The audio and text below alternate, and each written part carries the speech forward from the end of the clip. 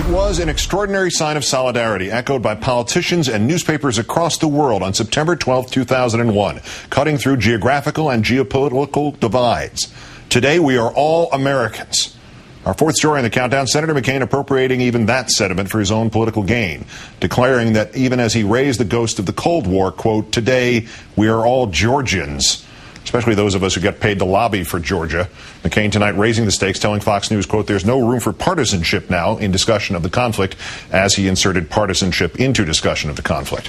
As Russia announced its withdrawal from Georgia, and both sides agreed to a ceasefire, though it's unclear if the fighting has actually stopped, Senator McCain launched a new offensive, pointing out to the town hall meeting in York, PA, that Georgia is one of the oldest Christian countries in the world, and that it has an oil pipeline cutting across the country, that he has visited the country several times, and is friends with the Georgian president, Saakashvili, who once nominated him, in fact, for a Nobel Prize, even though he consistently mispronounces his name as Shishkevili.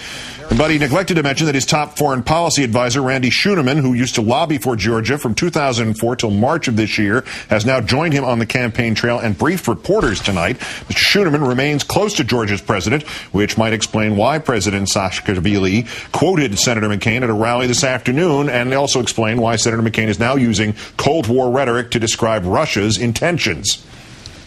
The impact of Russian actions goes beyond their threat to a democratic Georgia. Russia has used violence against Georgia to send a signal to any country that chooses to associate with the West and aspire to our shared political and economic values. My friends, we learned at great cost the price of allowing aggression against free nations to go unchecked during the Crimean War. The senator going even further in an interview with public radio station WITF there, claiming, quote, I think it's very clear that Russian ambitions are to restore the old Russian Empire, not the Soviet Union, but the Russian Empire. Russian Empire, which might include Alaska. Any doubt to the political purpose of such fear-mongering and warmongering laid to rest by Senator McCain's stump bunny, Joe Lieberman, albeit off camera. We've just seen over the last few days as the Russians invaded a sovereign nation, Georgia, and watched the response of this man, John McCain, to that crisis. Right, strong, clear, principled. The kind of president we need in the White House over the next 4 years to be there to protect our country, our security, and our freedom. Joining me now, our own Rachel Maddow, host of The Rachel Maddow Show on Air America Radio. Thanks for coming in, Rach. Hi, Keith. Incidentally, 4 more years, he said, not 8. There's no room for partisanship now between that asinine remark of McCain's and the pious gibberish of Joe Lieberman there. Could not somebody involved in this have made the effort to look just slightly like they were not trying to exploit what was happening in Georgia for political gain? Yeah.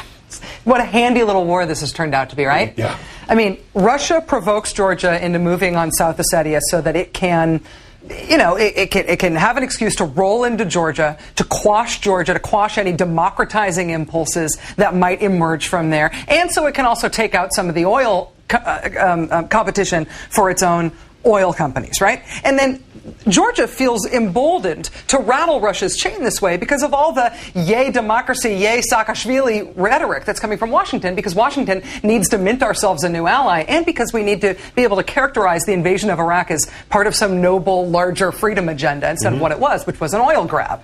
And now we've got John McCain's campaign crowing about what a lucky little bit of political staging this war is. For all the political celebrating, you can hardly make out the thousands of dead civilians here. 2 of the McCain stated reasons for protecting Georgia, Christ and oil. And apart from the fact that it's sounding more and more Goldwaterian here, these are good enough reasons to reignite the Cold War? Yeah, him and what army? Right? Yeah, we're not going to go to war with Russia anytime soon. I mean, obviously, Russia is way out of line, and Russia under Putin is not only a threat to that region, but is a threat to the global order of things, and it's a scary thing. But there's 2 ways to approach that. You either invade Moscow, or you decide to try to unite the world and unite NATO even in opposition to what Russia is doing. You don't do that by taking off your shoe and pounding it on the podium and saying, I'll get you, Russia. My foreign policy guy is a registered your lobbyist for your country, the country that you just invaded. That's not the way that you move things forward in a sane way. By the way, how is that not a gigantic front-page conflict of interest in the middle of that, what is apparently still a shooting war? Yeah, Randy Schuneman, top foreign policy aide to John McCain until March, the registered foreign agent of the government of Georgia, one of the two parties involved here. And so McCain coming out, bellicose as all get out, on wading into this conflict, essentially with talking points that were bought and paid for by one of the governments that is party to this conflict. If you want to look like an honest broker, that is not the way to do it. You don't take Randy Schuneman out on the campaign trail with you to show off your lobbyists. Well, and have him brief the reporters on the plane coming back from Pennsylvania. 100 years in Iraq, we've heard that, or a month. Somewhere in between, perhaps, but 100 or a month with the Bomb, Bomb, Bomb Iran song. Now there's garbage between Russia and Georgia and its exploitation by the McCain campaign. You use the word bellicose. It seems worse than that. It seems more bellicose than what Bush and Cheney put out for 8 years. It is remarkable that John McCain is staying so true to the caricature in terms of the idea that he goes off half-cocked and he sees war as the answer to everything.